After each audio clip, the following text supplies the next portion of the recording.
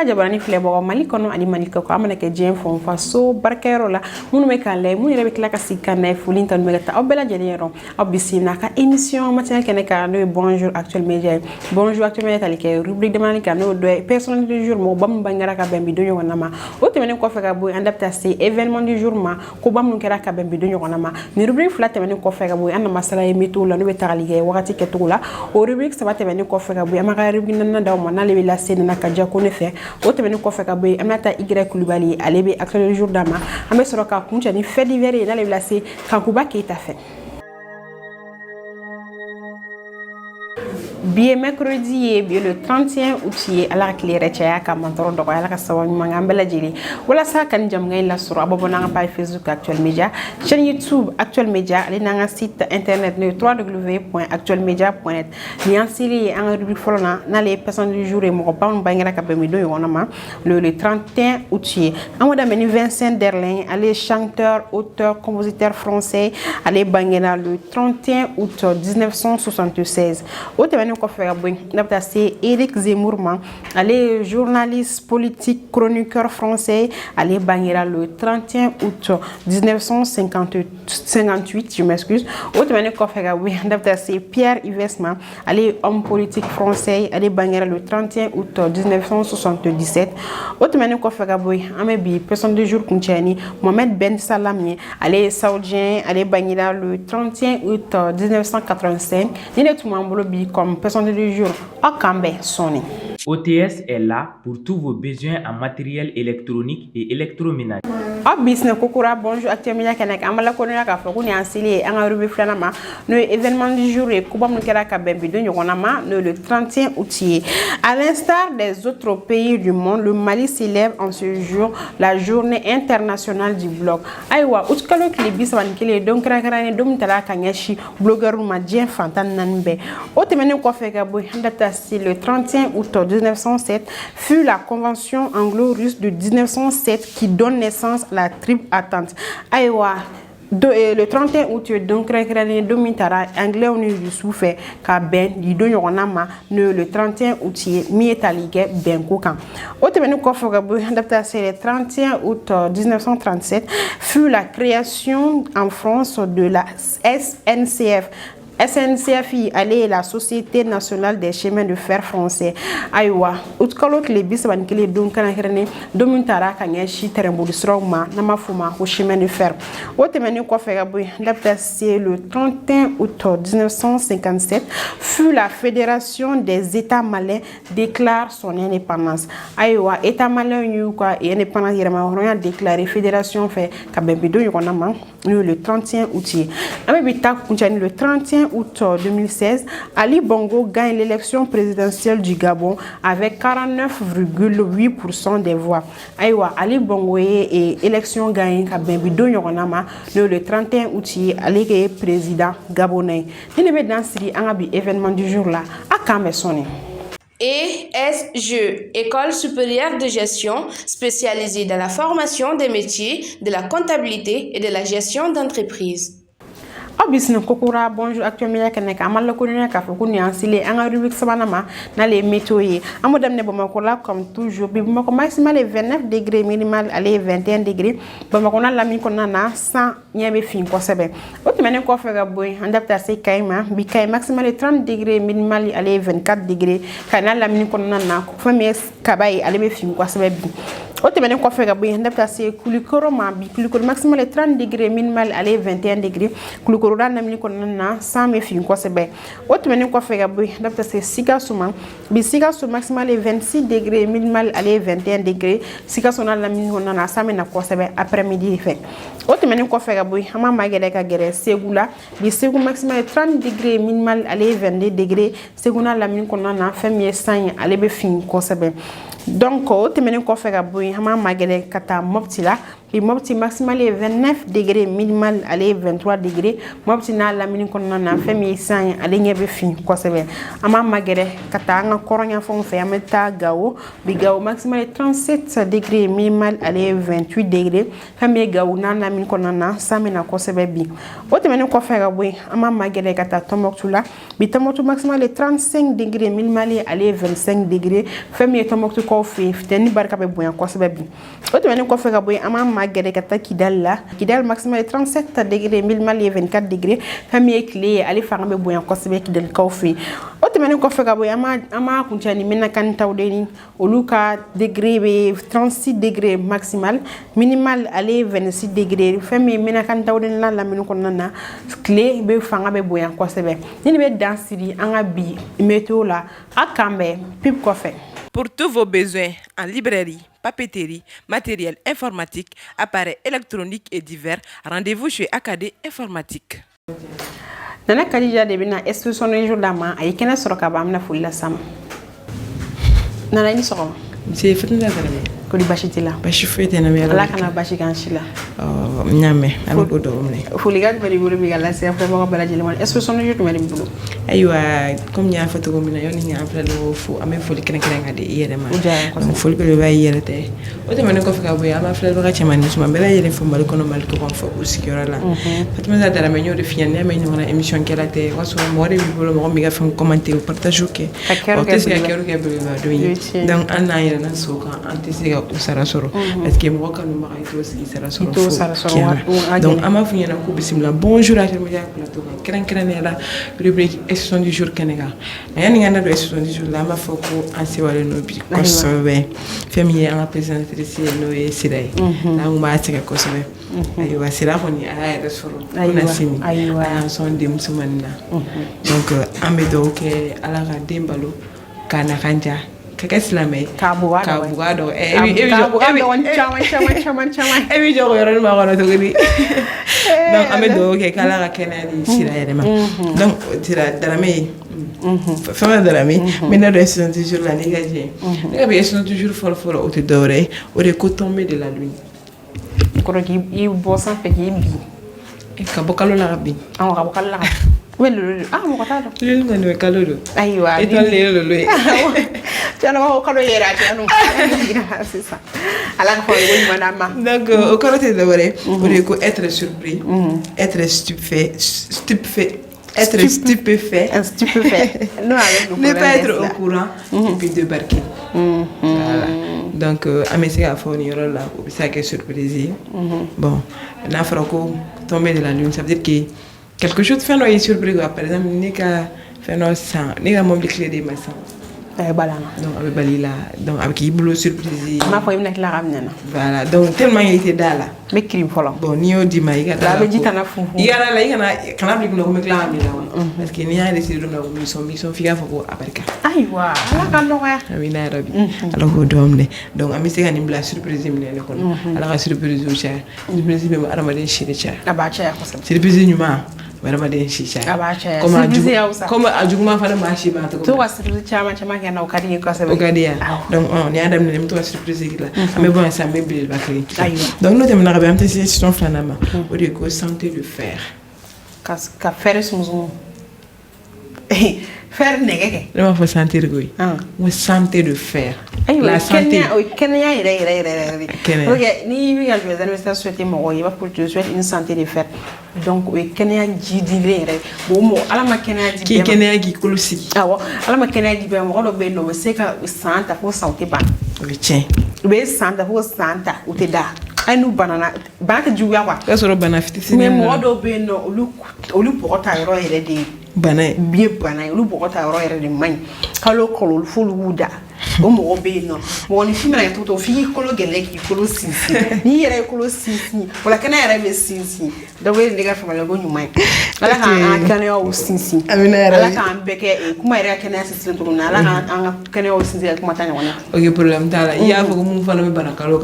we yere ga lañi te ko ala la tigani do aywa sino we yere ga lañi te mo yere fo to na ala la jarabi ibi tesri de ikala mo igada bana bolo c'est dire ni bana iso e mo go bana de juga ni bana adamaden sɔrɔ a man di yɛrɛ ye parce que de fait que i dalen don en même temps toujours mɔgɔw bɛ sɛgɛn i nɔfɛ ala ka nɔgɔya kɛ ala nɔgɔya a bɛ ni mɔgɔ si ka bana f'i k'i kolo sinsin bana bolo de ni man kɛnɛ k'i kolo sinsin ala ka faamuyali ko ɲuman non a filɛ o a y'a mɛn ko ni mɔgɔ min man kɛnɛ k'i ka wuli k'i jɔ i sen kan k'i ka n'i to bana bolo hali n'i bɛ sa i kana i yɛrɛ to bana bolo ne kɔni ne t'o fɛ o t'o fɛ bana mana juguya cogo o de ka di bana ye mɔgɔ mana bana mana juguya cogo cogo i b'a yira ko foyi i b'a yira ko cɛ force parce que ko bɛ ɲɛ min ka jugu ni bɛɛ ye ala ka faamuyali ko ɲuman d'an bɛɛ ayiwa ko hakili ka taga nɔ dɛ mayamagamuso bɔra yan nɔ sisan a ka hakili ka taga ma nɔfɛ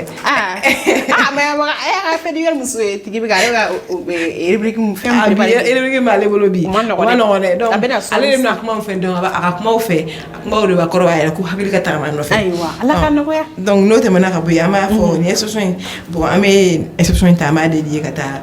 Keita la Sira Kulibali la fo a sigiyɔrɔ la donc an bɛ dugawu kɛ ala ka nɔgɔya kɛ a ye k'a segin a yɛrɛ ma ayiwa k'a kɛ jurumu kafari ani falijagabɔ ala k'o kɛ yarabiyama donc n'o tɛmɛna ka bɔ yen an b'a fɔ ko nin bɛ dansigi exception du jour la bamanankan na k'an bɛ taa nansarakan na a bɛ faamu ne bɛ dansigi nansarakan na an bɛ taa an ka todunkan na donc bi todunkan fɔlɔ-fɔlɔ o tɛ dɔwɛrɛ ye o de ye ko kumakan k'ale tɛ kɔrɔ nana kuma ka tɛ kɔrɔ dɛ mɔgɔ mana kuma k'i fɛ to kuma ma fara kuma jugu kan a tɛ bi kɔnɔ kuma ɲuman kɔni an bɛ se k'a fɔ o bɛ kɔrɔ parce que o bɛ bɔ i kɔnɔ mais sinikan tɛ bɔ adamaden kɔnɔ dɛ sinikan tant que ni sini ma se sinikan tɛ sini bɛ répéter ka répéter tant que i ma sa a bɔ sa a bɔ de fait que dugu bɛ jɛ sinikan tɛ bɔ mɔgɔ bamanankan ka gɛlɛn wala bamanankan ka gɛlɛn a bɛ kɛ cogo di donc ko n'an bɛ kuma k'an ka hakili to kuma fɔcogo la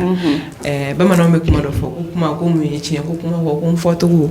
n fɔ kuma ani n fɔ yɔrɔ ani mɔgɔ min bɛ fɔ ayiwa ko de ye ne tiɲɛ ko jara kulubakari ayiwa ala ka faamuyali ko ɲuman di an bɛɛ lajɛlen ma donc o bɛ ko min na ko fɛn b'a den wolo ko kuma de b'a ba wolo kuma b'a ba wolo kuma ma nɔgɔn voilà donc ko kuma n'i y'a fɔ dɔrɔn i b'a fɔ sɔgɔma gabakuru n'i y'a fili ne ye gabakuru fili e se b'a dɔn a bɛ dan yɔrɔ min na i t'o dɔn donc n'i ye kuma bɔ i da kɔnɔ sɔgɔma i ye gabakuru bɔ i t'a dɔn a bɛ dan yɔrɔ min na i ye kuma fɔ a bɛ se ka kɛ a bɛ dɔ blessé jama kɔni ni gabakuru bɔ jamana kɔnɔ i t'a dɔn a bɛ jigin voilà kuma fana bɛ ten ne kɔni gabakuru bɔ jamana ne kɔni b'a dɔn a bɛ jigin mɔgɔ min kan e tɛgɛ ka di yan n tɛgɛ ka di ne b'a dɔn ne ka gabakuru bɛ jigin kuma na ok problème t'a la donc nin yɔrɔ la an b'a fɔ ko ni mɔgɔ bɛ kuma i k'i réfléchir donc u b'a fɔ cogo min na i b'i réfléchir siɲɛ baden pour que i kana mali kɛ mɔgɔ la parce que n'i ye kuma fɔ mɔgɔ ma a bɛ to a tigi kɔnɔ fo saya ayiwa donc dɔw bɛ se ka wakiya k'i fɛ comme dɔw tɛ se ka wakiya k'i fɛ parce que bɛɛ tɛ se wakiya la filɛbagaw fana lakodɔn k'a fɔ kuma kɔni ni mɔgɔ ye ko k'i la n'a seginna kɔ i k'a bila hali n'a ma segin a kɔ an ka ko bɔ an kun na an bɛɛ hakili to kun na an tɛ avancer rancune ale fana man ɲi ne kɔni filɛ ne ka ko bɛɛ y'a yɔrɔ de mais problème ye mun ye bɛɛ mɔgɔw tɛ kelen ye dɔw bɛ yen olu b'a bila u sɔnni kɔrɔ u b'a fɔ fo ka ne san ne ni karisa tɛ ji kɛ ɲɔgɔn fɛ o bɛ na ni mun ye ko mana kɛ cogo o cogo n'a ma tant que a ma bonya kɛli ma e man kan tɛ k'a kɛ comme si a tɛ da e fari la c'est comme tasuma fɔli da la o tɛ mɔgɔ da jeni quoi ou bien donc ni ko kɛra dɔrɔn ne bolo i k'a ku i yɛrɛ la c'est comme si a bila i kunna ni ala de tun y'a kɛlɛ est-ce que i bɛ ala bɔ quoi i bɛ ala kɛlɛ yɔrɔ i tɛ ala kɛlɛ dɛ donc imagine ni mɔgɔ ye ko gila dɔrɔn a bila ala minɛ kɔnɔ donc o ɲɔgɔn tɛ kana na kuma fɔ bali fɔ n'i b'a dɔn i tɛ se k'i makun f'i ka kuma fɔ bali fɔ moi je préfère que k'i makun o de ye ne yɛrɛ ka force ye ni ne dimina dɔrɔn je préfère me taire pour ne pas blesser les personnes. Merci. Donc n'o tɛmɛna ka bɔ an bɛ taa session laban ma o de ye ko fantan ko ni faama k'olu ka jɛ k'o tɛ sinsin ne ma se ka foyi faamu o kuma in na. Nana m'a f'i ye ni fantan bɛ jɛ la faama bɛ jɛ la wa k'i natalen n'o faama na ni fantan fɛnɛ waritigi fɛnɛ n'o ni fantan bɛ jɛ la a fɔ waritigi bɛ ka servir fantan na anw kɔni bɛ cɛmancɛ la. ne kɔni ma se ka o faamu n'i taara n'a ye sira o sira fɛ a dama ni fantan de la. a damana na kuma si. an ye mun de kɛ. ayiwa ala ka nɔgɔya. an dun ma fɛn kɛ dɛ a bɛ waritigi fana ma fɛn di ala ma walasa a ka sɔn dɛ o bɛ. o ye tiɲɛ. jɔn bɛ n'i dankan de don diɲɛ kɔnɔ donc nin yɔrɔ la an b'a expression ɲɛsin an balima ala ye wari kalifa minnu na parce que wari ye dunani a bɛ se ka na wagati min na a bɛ se ka taa o wagati. o ye tiɲɛ. donc an b'a fɔ ko ala y'a kalifa don mɔgɔw minnu na ko u ka sabali u ka ni hakili ta parce que n'i ma ni hakili ta a bɛ se ka kɛ fɛn bɛɛ sababu ye balimaya tiɲɛ a bɛ furu sa a bɛ sinjiw fara a bɛ teriyaw fara a bɛ ko bɛɛ kɛ a bɛ se ka na ni saya yɛrɛ ye. wari kala ni sai wari ko bina ni sai wari ko dara mi wari ko si chiffle ah kati chiffle to godi kati bara he ma fay fam aywa Allah kana wa bara wa ay na taraka dugula i nyew wala mi nyana bi fa wari kama amu chuma héritage kundale wala ni ngo be sena ni chengo be sena ite mo ngam no ite afare ta baro ni andana ni kuma yere munu me mo ko ka fenchwe munu me zo yage ni zo yage desi ni wo ki bi defa na yi fara ni wa ko ne chen o ti fara le ga fe no fe voilà ni fen ka ti abiso ngi fara fe no fe ne oh bon donc fana be lube carrière à fin dit parce que je préfère être en vie mais donc il faut que lu face à fili ni shiba ne bi face à fili ni shima ba di face à fili ouais marfati la bi face à fili ni shiba na la bi si tane be do la quoi donc il va faut qu'il défend toujours donc il veut tout la doro amna ke ashiga la in aywa Allah ka kesi ka yoro la me ama fa ko ni solution e metera nyeshi ulu mo ko de ma ngani kuma ma fa to ko na kuma ba bawlo la nan do na ko kesila mi hake to nyini otiki fe ko tiki kan ko de donc ama fo la koni ala ma basike kam nyongo sora no vendredi ni plateau kelinga ni ala ka cey aywa na Allah salama am nyongo sora no vendredi do ken ngam ni plateau kelinga yer rubrique expression du jour kan ci ma famiala akame juma do de la sonala ESG, École supérieure de gestion spécialisée dans la formation des métiers de la comptabilité et de la gestion d'entreprise. Ante senga ante ina wala saka njamga la sura babo na page Facebook Actuel Media, chaîne YouTube Actuel Media, ali na site internet www.actuelmedia.net. Li anseli en rubrique Actuel du jour refait, ali la si amata y global le fait ay kana sura ka ba amana fulla sam. Amata y ni soro. Mse drame so mo ngori bashiti la. Bashi fo etena. Kibaroj mere bulubi uni e kala si enfle bako bela jele moni foli kaj mere bulubi kala si enfle bako bela jele moni wakati. D'accord drame o jalanye folin tanni be enfle baka chen so dim sen ma koroba yoro. Drame foli bele ba yere tay so mare. O jara ko so mare na e actualité damandaman beni bolo ko la si enfle baka bela jele nkluka. O actualité follow obe damne follow a yere ka jamana kono. Muyeke anga premier ministre par intérim no e Abdoulaye Meiga a irala ka foko alebeka aka tigeno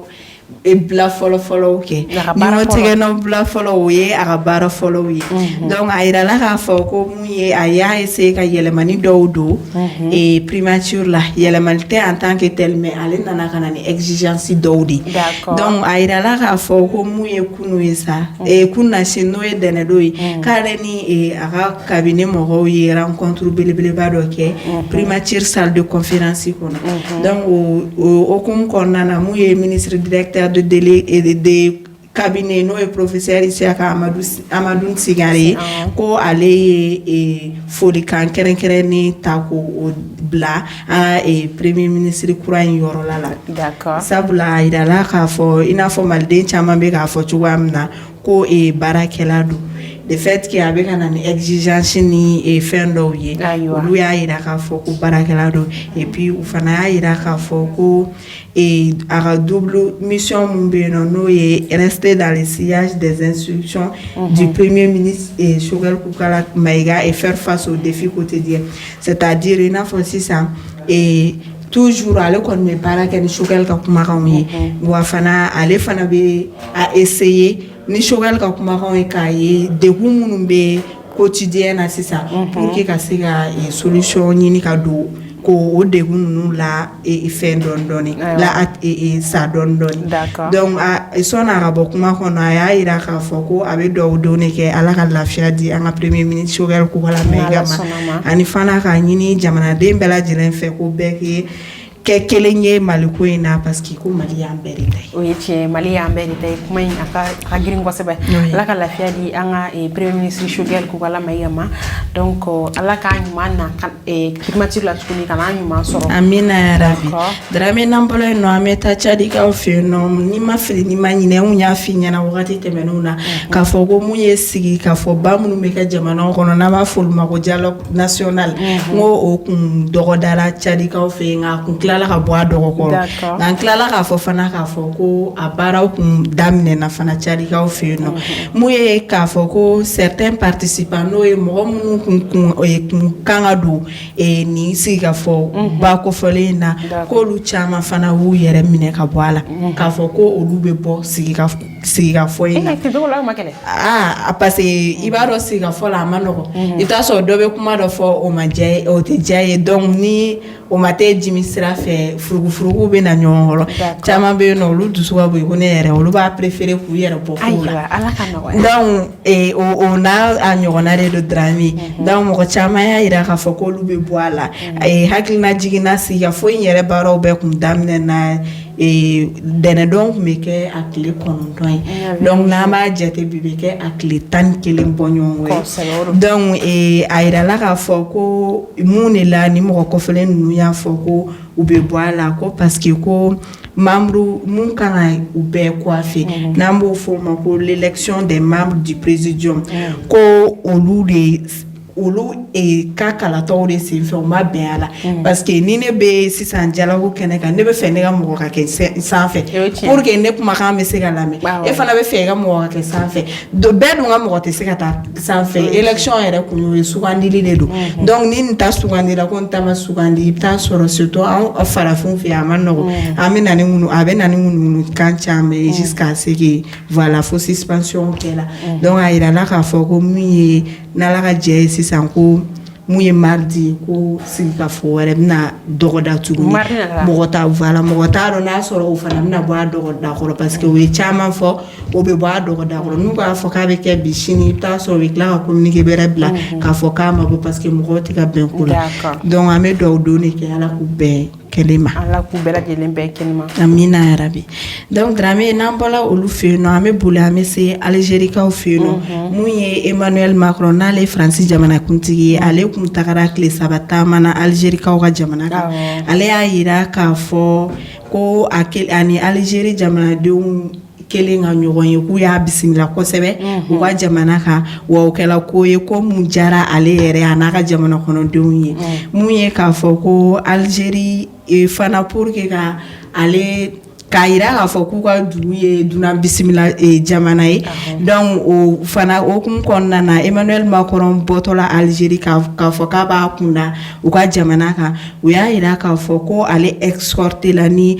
avion présidentiel par 4 chasseurs de fabrication russe une première pour un chef d'État africain donc ko kabini Faransi kɔni kɛla Faransi ko ni président sigilen mu fɛ yen nɔ ni y'a siɲɛ fɔlɔ ye président jamana Faransi jamana kuntigi ka ni ɲɔgɔnna bonya sɔrɔ ko a ma deli ka kɛ donc mun ye Emmanuel Macron a ko a y'o geste ko a y'o apprécier kosɛbɛ donc an bɛ dugawu don de kɛ ala k'u ka jɛmɛ ci la ala ka mɛn ci la amina Dramé n'an bɔra yen nɔ an b'an kunda Ukraine kaw fɛ yen nɔ mun ye k'a fɔ ko Ukraine dugu k'o ye contre offensive k'ale o lancer walasa ka se ka Kherson n'u y'u ka ville dɔ ye ville mun k'u minɛna Rusikaw fɛ guerre ko hukumu kɔnɔna la k'u ye contre offensive dɔw lancer walasa ka se k'o ville sɔrɔ k'a segin u taya la donc mun ye directeur général de l'agence internationale de l'énergie atomique n'o ye IAEA ye n t'a dɔn ni a caman bɛ flash la yan nɔ donc o y'a yira k'a fɔ dɛnɛndon sɔgɔmada fɛ ko nin y'olu taatɔla kɔni ye Zaporizhia n'o ye u ka centrale nucléaire belebeleba mun ni Rusiw ni Ukrainikaw bɛ ka kɛlɛ k'a nɔfɛ ko nin y'olu taatɔla kɔni ye o derrière frappe yɔrɔ la donc o bɛna kɛ ko ye mun bɛna se ka Rusikaw ja bugɔ kosɛbɛ u ka kow la donc u kɔni y'a yira o la donc après 4 semaines de négociation ni mun bɛ k'a dɔgɔkun 4nan ye u tun bɛ négociation na minnu ma se ka abouti donc ko mun ye États-Unis kaw fɛ yen nɔ ko olu y'a yira k'a fɔ ko l'obstruction cynique k'olu ye o dénoncé de la part des Russes o tɛ dɔ ye o ye n'a fɔ sisan Rusikaw bɛ ka to ka fangamayira mun kɛ Ukrainikaw la k'a yir'u kan vis-à-vis an bɛ sa o la ni fɛn ye u bɛ k'a yir'u la ko an bɛ sa o la an bɛ se ka u ka jamana minɛ o la donc États-Unis-kaw ko k'olu tɛ jɛn n'o ye ko o man ka kɛ parce que ko a bɛ ka kɛ sababu ye mun ye l'adoption des déclarations communes à l'ONU sur le traité de la non-prolifération des armes nucléaires olu ka se k'o adopté n'o ye ONU jɛkulu kɔnɔna na u bɛ to ka kuma bɛ u bɛ projet de loi dɔw adopté ni projet de loi in bɛ tali kɛ marifa nucléaire a bɛ se ka kɛ bombe b'o la marifaw b'o la a n'a ɲɔgɔnna fɛn fɛn qui concerne mugujugu ninnu fanfɛla la ko ka se ka o traité ninnu adopté parce que déjà que Russie bɛ k'a yira ɲɛguwa k'ale bɛ ka sebaya sɔrɔ Ukraine kaw la a ti k'u mako to ko bɛ ka kɛ sababu ye mun bɛ k'olu dɛsɛ k'u ka nin baara kofɔlen sigi sen kan Dramé o tɛmɛnen kɔfɛ o de bɛ dansigi sɔgɔmada in na ne ka bi actualité du jour la et j'espère pour une dernière fois que kulo kɛla kulo kuma ka bɔ ni Bamakɔ ka taa ni Ukraine ka sababu ko nin y'a bannen ayiwa ka kulo kɛ kulo kunnandi ye Ala k'u bɛɛ lajɛlen bɛ kɛnɛ ma Ala ka kɛnɛya di an ka premier ministre Choguel Koko Ala Mayiga yɛrɛ ma Ala ka primature ta fanga ko Abdoulaye Mayiga fana na ayiwa an bɛna ta i gɛrɛ n'Ala ma basi kɛ i nana an bɛ ɲɔgɔn sɔrɔ yan juma don Ala sɔnna ma Dramé tɛ se ka bɔ kuma kɔnɔ fana n b'a fɔ n ka nisɔndiyalen don kosɛbɛ an kɛla denmusonin banitigi ye donc o nisɔndiya b'an kan donc an bɛ dugawu don de kɛ denkuranin n'a ba ye Ala ka lafiya d'u ma o tɛ dɔwɛrɛ o ye sira mun bɛ bonjour actuel média présenté yan nɔ n'aw kun ɲɛfama na ma dɔwɛrɛ kun tɛ donc basi tɛ hɛrɛ kun don donc sɔɔni dɔrɔn a b'an ka bébé kuranin ta plateau in sanfɛ n'Ala sɔnna n'Ala sɔnna ayiwa o diyara an ye kosɛbɛ Ayisa Ala ka den Ala ka kan an sɛgɛn sara ye amina Ala ka lafiya di sira yɛrɛ ma Ala ma basi kɛ na a yɛrɛ bɛ sɔn ka sɔnni ma sisan kalo damadɔni a bɛ sɔn ka yɛrɛ ye plateau kan n'Ala sɔnna OTS est là pour tous vos besoins en matériel électronique et électroménager. An bi bonjour actuellement kun bɛ cɛ ni fait divers de ale bɛ lase Kankuba Keita de fɛ a ye kɛnɛ sɔrɔ ka ban an bɛna foli lasa Kanku i ni sɔgɔma nse ça va kori basi t'i la basi foyi tɛ Ala kana basi kan si da yarabi folikan jumɛn bɛ ka lase yan filɛbagaw bɛɛ lajɛlen ma ni fait divers jumɛn de bolo bi o diyara n ye kosɛbɛ sani an ka filɛlibagaw fo n bɛ foli lase ma foli belebeleba ye yɛrɛ tɛ n'o bɔra yen n b'a fɔ bi an kɔntannen don parce que an ye bebe kuranin sɔrɔ bi an ye siranin sɔrɔ donc an b'a fɔ k'Ala ka den balo ko k'a na an ja yarabi ma k'Ala ka ba yɛrɛ fɛnɛ k'Ala ka a nɔgɔya kɛ kana an fɛnɛ ɲuman sɔrɔ yan nɔ n'Ala sɔnna ma n'o bɔra yen n bɛ foli lase an filɛlibaga cɛman n'a musoman bɛɛ lajɛlen ma minnu bɛ sɛgɛn minnu tɛ sɛgɛn u tɛ ɲinɛ olu bɛ to k'an lajɛ ka kɛriw kɛ komi Nana yɛrɛ a fɔ cogo min na u ka partagew kɛ u ka fɛnɛ k'u ka na tuguni u ka to k'u abonné tuguni o y'a belebeleba yɔrɔ ko abonné donc n'o bɔra yen bi fait divers min bɛ ne bolo ne b'a fɔ sujet c'est sensible c'est très très sensible parce que ne bɛna n da don a la a ka bon ne yɛrɛ ma dɔn ni mɔgɔkɔrɔbaw de b'a kuma fɔ kosɛbɛ mais yɛrɛ denmisɛnnin o ne ye denmisɛnnin ye sen kan o ok fɛn yɛrɛ bɛ se da la i bɛ mɔgɔkɔrɔbaw fɛnɛ kɔrɔ i mɔgɔkɔrɔbaw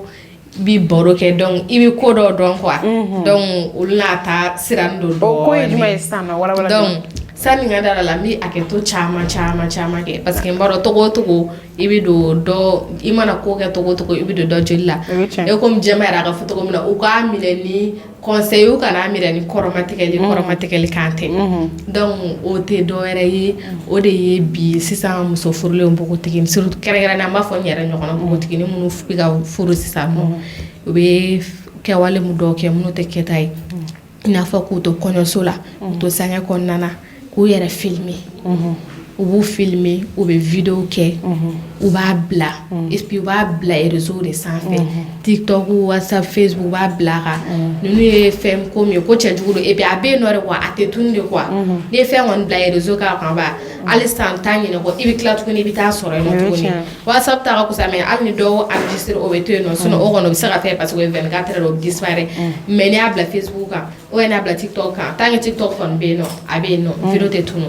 ou bien donc o de la an b'a fɔ o yɔrɔ la u k'u janto kosɛbɛ ko kɛwale min don a kan ka dabila yɛrɛ de k'a man ɲi donc ko o de bɛ ka na ni mɔgɔkɔrɔbaw kuma na bi ko o de bɛ ka na ni furu caman i b'a ye furu caman bɛ bi barika tɛ furu la furu tɛ mɛn parce que an ka fɛnwale caman bɛ yen nɔ an ka kɔrɔlen caman bɛ an y'a bila kɔfɛ quoi togo o togo changement nana ko la moderne donna la mais o kana to an ka ɲinɛ an ka laada kɔrɔw kɔ parce que ko dɔw bɛ yen nɔ i b'a kɛ k'a fɔ ko nin tɛ foyi mais kɔfɛ i bɛna ni i yɛrɛ situation dɔ kɔnɔ i b'a fɔ i ne ye mun de kɛ mun de bɛ ka nin se ne ma ka sɔrɔ e ye ko dɔ de kɛ mais i m'a don ba la e y'a filɛ ko nin tɛ foyi ka sɔrɔ au contraire kojuguba dɔ de don donc o yɔrɔ la an b'a fɔ k'u k'u janto yɛrɛ la kosɛbɛ donc min ye filmeli ba ninnu ye ko u k'a dabila n'a sera ka dabila ye o yɛrɛ de ka ɲi donc u k'a to parce que u b'a fɔ de ko a b'i b'a fɔ ko ni muso bɛ kɔɲɔso la mɔgɔ si ɲɛ yɛrɛ man ka da e ka normal yɛrɛ la ni cɛ yɛrɛ tɛ et puis kuma caman b'a ma ɲi u b'a fɔ fɛnɛ n'i ye jogo o jogo ta kɔɲɔso la n'i bɔra n'a ye k'a jogo tɛ bɔ i la fɔ k'i sa donc a b'a fɔ ko solomaden bɛ solomaya kɔnɔ u b'a fɔ n'a ye jogo min ta ko n'a bɔra la k'a t'a jogo dabila kɔɲɔmuso fɛnɛ bɛ ten et puis ɲama fɛnɛ bɛ kɔɲɔmuso la ko caman bɛ se ka mɔgɔ bɛ se ka fɛn dɔ k'i la dɔrɔn a b'i sɔrɔ joona k'i to kɔɲɔmusoya kɔnɔ parce que ka sababu kɛ ɲama bɛ kɔɲɔmuso la donc o yɔrɔ la an b'a f'u ye k'u k'u janto o yɔrɔ ninnu na kosɛbɛ n'u sera k'a dabila an yɛrɛ tɛ dɛ a ka ɲi an yɛrɛ de ma donc n bɛ n yɛrɛ don a kɔnɔ na parce que an bɛɛ génération kelen mɔgɔ ye n b'a fɔ u k'u janto o la u k'u janto u yɛrɛ la kosɛbɛ donc ko n'u sera ka dabila a ka ɲi yɛrɛ de ma ko kuma bɛ ka fɔ a bɛ ka fɔ u yɛrɛ de kama a tɛ ka kɛ k'u lagosi a tɛ ka kɛ ou bien ko ka dɔ kɔrɔma tigɛ o tɛ quoi donc fɛn o fɛn a bɛ ka kɛ u yɛrɛ de ka hɛrɛ don n'u sera k'a dabila a bɛ ɲa bɛɛ lajɛlen de ma a bɛ ɲa u ka furu ma a b'a ɲa u denw fɛnɛ ma génération nata nu fɛnɛ parce que olu fɛnɛ mana anw ye ka munnu kɛ olu fɛnɛ bɛna o kelen de répéter u b'a fɔ ko foyi tɛ parce que a kun bɛ kɛ anw ba y'a kɛ anw fɛnɛ b'a kɛ foyi t'a la donc i ka ko ɲuman de kɛ ka bila i den ɲɛ o ka fisa i ka dingɛ jugu sen ka bila parce que n'o kɛ ale fɛnɛ bɛna bila o kelen de kɔnɔna na donc an b'a fɔ ko ni sera n tora min joli la fo ka yafa ma ko conseil do ka hakilina di ɲɔgɔn ma k'o dɔrɔn de don donc ko an ma taa mɔgɔ ka so an tɛ mɔgɔ ka so kɔrɔmatigɛli tɛ fɛnɛ ayiwa ala kana kɛ kɔrɔmatigɛli j'espère que ko faamuyali kɛra la a faamuyara ka taa sira ɲuman fɛ ala ka tulo kɛ tulo kunnandi ye ala ka faamuyali ko ɲuman di an bɛɛ lajɛlen ma amina ya bi fɛ divers a kun ka girin kosɛbɛ tiɲɛna a ye caman faamuya la yala basi kɛ e ni an si la an bɛ ɲɔgɔn sɔrɔ yan juma don ni ala sɔnna ma. ESGE, École supérieure de gestion spécialisée dans la formation des métiers de la comptabilité et de la gestion d'entreprise. Ni bonjour actuellement c'est les a kuncema yɔrɔ ma an b'a fɔ k'aw kan bɛn nka san'o cɛ an b'a fɔ walasa ka jama lasɔrɔ a ka abonné ne to an ka page Facebook Actuel Media chaîne YouTube Actuel Media ale n'an ka site internet ne www.actuelmedia.net an tɛ foyi ye n'aw tɛ wa an fɛ tɛ foyi n'an ka partenaires tɛ an b'an ka partenaire fo n'o dɔ ye AKD informatique OTSI Sistra Technologie Technolab ISTA ale ni ESG a kan bɛn juma don ala sɔnna ma.